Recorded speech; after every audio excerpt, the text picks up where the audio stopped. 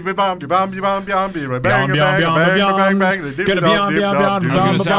gonna go with Beyond Never Changes, but why would I try to do it? It does change. It changes every week. Yeah, it changes a lot. Podcast Beyond, baby. Constantly different. Hey everybody, welcome to Podcast Beyond, episode 418. I'm Max Scoville. Joining me, Marty Sleva. Hi, Max. Brian Altano. Brap. And Jared Petty. I don't have a catchphrase. That works, I guess. Mine was, I I said hi to Max. Yeah. Well, I thought that was your catchphrase. So obviously the big topic today is Fallout. Yeah. Fallout just came out. It's one of the most anticipated games of a while. Yeah. It's been some time. People have been really Possibly looking forward to of this generation. The 21st I think that's century. Very, very safe. I mean, that and like Metal Gear Solid 5, I would say. Yeah. But in any case, we put it up. Dan Stapleton reviewed it. He gave it a 9.5 out of 10. That's right. It was a 95 out of 100. A 19 out of 20. That's a darn good score. Yeah. What do we make of it?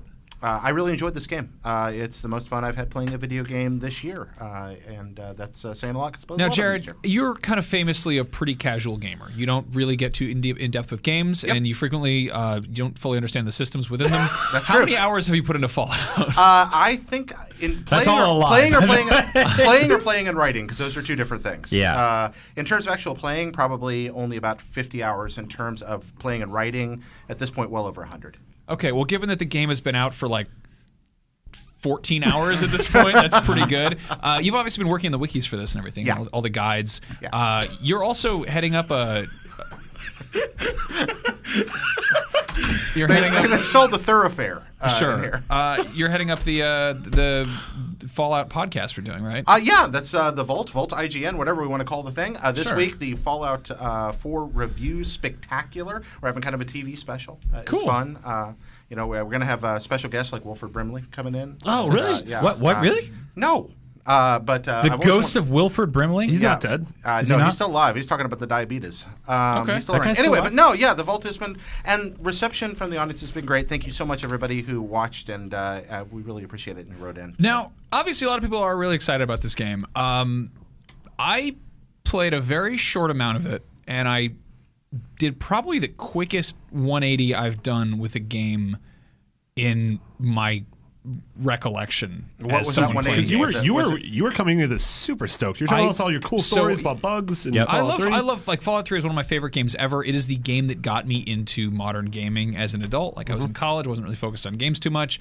I played a few hours of Fallout 4 on PS4, and I was just sort of simultaneously overwhelmed and underwhelmed, and I don't want to crap all over it. I think it's still a game a lot of people are going to really enjoy, but it is exactly a game I don't want right now. Can you qualify what was underwhelming about it for you? So it was very familiar. It felt a lot like there are parts of it that feel very new, and there's parts of it that feel like if somebody modded Fallout 3 into Skyrim's engine. Okay. Yeah. And Sure. I was kind of expecting. One thing I was really hoping for was that we wouldn't have loading screens. Because I will say that was probably one of my biggest issues with it, and we'll get into all that obviously today. We'll be talking a lot about Fallout. If you're not into it, and by the way, we'll do our best to stay away from any sort of story spoiler sure. stuff. We'll avoid that. Sure. I don't think that's fair for you or fair for us or anything like that. So we'll keep this pretty clean. Yeah. But I think that I was expecting more of that kind of generational leap. And I think at the start of this generation, when we bought PS4s and Xbox Ones and high-end gaming PCs, a lot of people really expected that sort of jump from like Nintendo to Super Nintendo, or when games went 3D. And then I think when the dust settled a little bit, we realized that this gen wasn't really about that. It was really more about refining a lot of the infrastructures and systems that we had on last gen, which meant that a lot of the things that we had maybe become over encumbered with, no pun intended, for Fallout, we wouldn't have to deal with anymore. And loading screens being one of the big ones. And I was a big guy for Bloodborne this year. Bloodborne notoriously had minute-long load screens. But the difference is it had a minute-long load screen, and then until you die, you don't get another loading screen. Yeah. So if you're after a couple hours in the game, you could have 30, 40 hour-long runs without a loading screen. Yeah, if you were really good at one of the hardest video games. Sure. Which I mean, I wasn't really a big Souls guy, but that was one of those games that loaded in 60 seconds. It's a pain in the ass. Fallout has a lot. To clarify, loads. the load screens are the kind where if you want to go into a building, it shows you you one of the many lovingly rendered objects in the Fallout universe rotating. It's basically a Skyrim load screen. Yeah, but with actually helpful tips this time, which is very nice. So that's absolutely. It's nice to have. It's not like, hey, run faster by holding this. It's like, here's this kind of weapon, which we are just confirming exists in the game and the kind of places you might find it. And you're like, whoa, that's great. My immediate, I'll be honest, I didn't put much time into the game. I kind of sort of stuck a couple toes in and was like, I think this is too deep. Like I'm not in the right place for this right now. Like I'm feeling, frequently overwhelmed by work.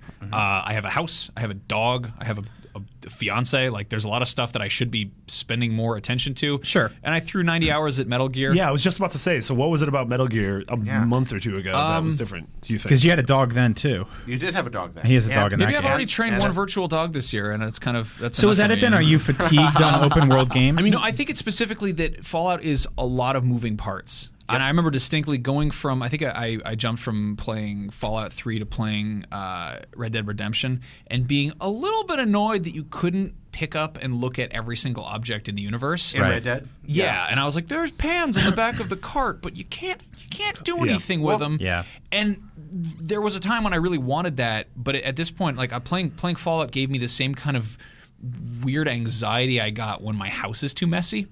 Like it feels like it's kind of a junk shop of a game, and junk shops are cool. I like to go to them. I like to go to flea markets and yard sales and stuff. But it's a game that's all about finding bits and pieces and connecting them, and then kind of refurbishing a house. And it's just like this is a game that is doubling down on the fact that people will live in this game. Well, it's like you said, underwhelming and overwhelming for you. Both the arguments you made that made you feel negatively about it, those are things that made me feel positive about it. And they're and I acknowledge the legitimacy of what you're saying there, but you talked about it being, very familiar. Well, for me, it was kind of like, it was a lover's gentle embrace type thing. Hey, I've been away for many years. I've come back, and there you are. I mean, they're Let's get to know not each other shy again. about that. The slogan of the game is "Welcome home." Yeah, and and I loved that. It felt it was comforting to go back to. It was something I discovered. Hey, I've missed this. And then the new degree of complexity. I mean, yes, they've streamlined some of the systems. The perks are much simpler than the old skill system, but they've added the crafting layer, which is a whole other world of new mind-numbing like everything you pick up now has a purpose and a useful purpose. Well, it has a purpose if you get involved in that crafting system, which the game never really truly makes you feel like you have to. You don't have to. But that's part of what I like about it. It is an essential part of some basic rudimentary mission structure to create a generator using trash and rubber nipples that you find and connecting it to a wall and setting up a reception tower to make a transmission. And that is part of a mission. You can haphazardly, diagonally slap that generator down to the ground, slap the thing next to it, connect it with a wire using the button, and walk away. And that's about as much crafting as you would have to do. If you have to. But if you want to, you can go in there, and not only does crafting reward you with new traders to visit your town, with new wares that you're not going to find other ways, but it also gives you hours and hours of entertainment fighting off different attacks and trying and experimenting with different things. You can level up just by building stuff. There are perks just for building stuff. It's very, very Minecrafty. I appreciated that all that's there, and they're like, yeah, you can do that if you want, and there's a use to it and great rewards, but you don't have to. You can walk away from it. That's kind of my crux, the crux of my issues with this game. Okay. And I probably fall somewhere between the two of you on this, in that you're totally in love with it, and Max, you're sort of not. You're just kind of off-put by it. You only played the first few hours. I played almost 25 hours of Fallout 4. We got our copies about a week or two ago.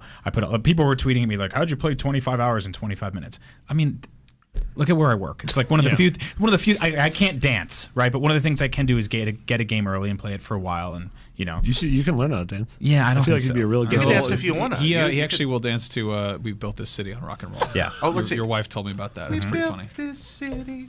Well, I mean, they built a city on rock and roll. It's amazing. It's crazy. Which you can probably do in Fallout. So one of the things that was just so sad. One of the things that okay, so let's just get this out of the way because I've had this on my chest for a while. This is a very giant, very beautiful looking game. There are a lot of people that are looking at this game saying it's ugly and texturally it's not as impressive. It looks like people are like, it's a PS2 game. Look at the dog. He doesn't have as much fur as the dog in Metal Gear. I think most of those assessments are based on the creepy baby. I totally get that. and I think that if you boil down a lot of this game to just tiny little pieces of it, it's so easy to be reductive. Right. But what you have to do is look at the big picture and say, there are moments when the star of this game is the world. And we were walking around this world, and you were watching the weather and the night and day shift, when all of a sudden this toxic fog rolls over this hill, and it's going through a familiar area that you've passed through 4 times already. But you're seeing it for the 5th time with this thick green smoke over it, and there's these super mutants busting out. And in the horizon, there's the silhouette of a creature that's unlike you've ever seen before. And you know when you approach it, you're going to die, but something makes you want to roll that dice and get there. There's something immaculate and magical about that I've never experienced in any other game, not even Fallout 3. I think there's something here that's doing that on such a better level than it ever has before. And I think that world and those creatures and exploring sections of, like, I was walking along a pier, and all of a sudden, like, 4 toxic nuclear lobsters popped out of the ground and started fighting me and my friends, my companions in the game. This ragtag group of a dog and a robot and this other guy who just happened to be hanging out with me because of the way I carved my mission structure. There's a lot of really magical moments that happen like that. And those are the things that kept me going, because it was very difficult otherwise to really put up with a lot of what the game couldn't do for me, which was ultimately respect my time as a gamer. And when I play a video game, I kind of want a mix of that. I want that open world, I want that exploration, but I also want to feel like I'm doing something that is incrementally improving me. And I never really connected with that with Fallout, because I felt like the gun upgrade system, while huge and massive, was a little too tedious. It got to the point of almost like tweaking your air pressure in a Gran Turismo game. You know? It does feel that way sometimes. And it's just a little too much like, well, wait a minute, that's a little too deep there. Or I would end up doing 7 or 8 side missions in a row for one of the different factions. And then after 7 hours of it, I'd be like, oh yeah, that's right. I have a baby. I should go find that baby. And then I would go down that rabbit hole. Now, rabbit well full of dead rabbits. One of the things I really appreciated about Metal Gear Solid 5 was the way they had a main mission structure and a side mission structure, and they were very detailed. And the more side missions you did, the more main mission stuff you'd unlock, and the more main missions you did, the more side missions. And they kind of spoke to each other constantly. Fallout just goes, here's a list. Yeah, and that's actually, you are defining this perfectly.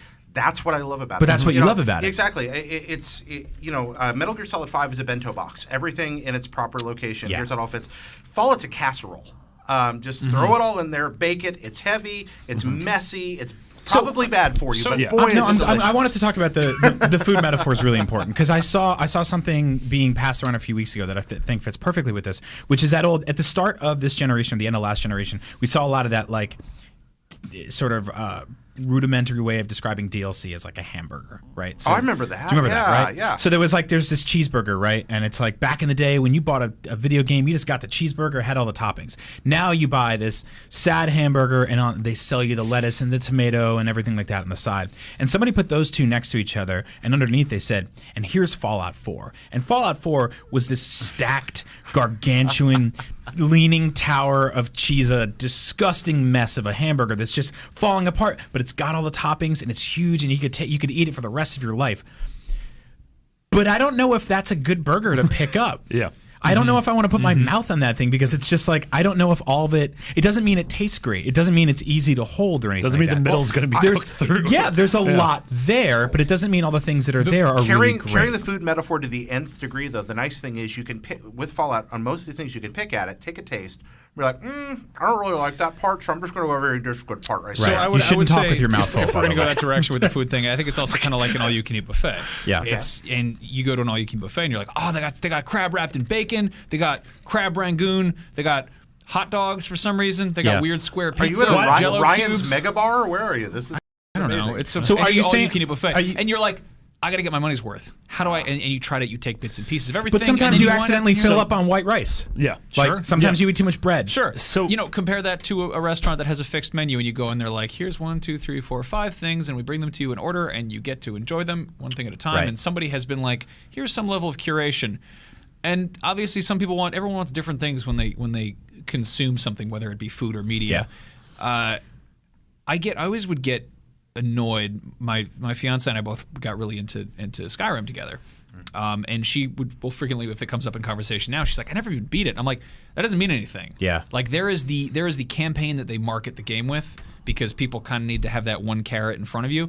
But the main story of Skyrim was a thing you could plow through in a few hours, and there were much deeper, more interesting things there, but it's less marketable than, hey, there's dragons. Right. And I feel like Fallout 4 is I mean, correct me if I'm wrong, probably the same way. Yeah, it's a world. No, Yes. it's a world, and it's just a kind of a wide open. I mean, it's just an excuse to go stumble into something wonderful. It's a world, yes. It's almost what I hoped MMOs would be back when they first came up Sure. with them, except I don't have to deal with other people's crap. Yeah. It's just wonderfully wide open, and it's a land of discovery. It's got the same thing that brought me into the original Legend of Zelda. I think one of the reasons the discussion on this game is so sort of polarizing, and like you said, like it is the same topic that people are falling on both sides of the fence on. Yeah. There are people who are calling this game of the year, game of the generation, and other people who are saying I put my 5-10 hours in and I think I'm done. And I think the difference is 6-7 years ago, whenever Fallout 3 came out, we didn't have a lot of games, especially console games, this big. Right. We didn't have games Right. like this. Cut to 2015, and we live in a post GTA 5 world, a post State of Decay. This year was Dying Light and Witcher and Metal Gear and Arkham and Assassin's Creed, and this is a thing where we're almost open world. These massive 100-hour open world games are becoming the 3D character platformers, or That's the a World War great II point. shooters. Yeah, that's a where, great point. like, I think we're going to be hitting a saturation, and there are still going to be people who want to play those. But I think some people are just going to be like, all right, I think I'm. It's like eating the best pizza every night for 3 weeks, and eventually, like, I need something else. I think it's conversely like multiplayer. There was that period last generation where every game would suddenly have multiplayer in it. People were like, but I don't know why. Why would you want that? Yeah, I don't need Tomb Raider to have multiplayer. Why does Lara Croft have to fight other And Lara and that's the Crofts? thing. Like Understand. I've played almost all those games you just named, right? And I actually really loved a lot of them. And I think what they did really well was kind of respect my time. And I felt like as if there were moments in Fallout where I was spending a semester in the wrong major. You know, you can easily fall down the rabbit's hole or whatever we called it, where you level up a perk system down the rabbit well. Yeah. Well, you level up a perk system that actually leads you nowhere. You know, where you're like, well, it's like that Louis C.K. bit about having a bunch of Prussian francs. Did you feel like the perk system just wasn't clear? Or? No, I think that it's very simple to sort of be like, oops, I accidentally majored in melee combat, and like maybe that's not particularly helpful for a little while. Can you not respec? Okay, you have one opportunity to respec. It's right after the tutorial. This is actually in our. So it doesn't really- This is in our guide right now. Like we put this on a page today, but it's just like make a save file right there. To skip the tutorial and start right off. But yeah, if there's another way to respec, I haven't run into it.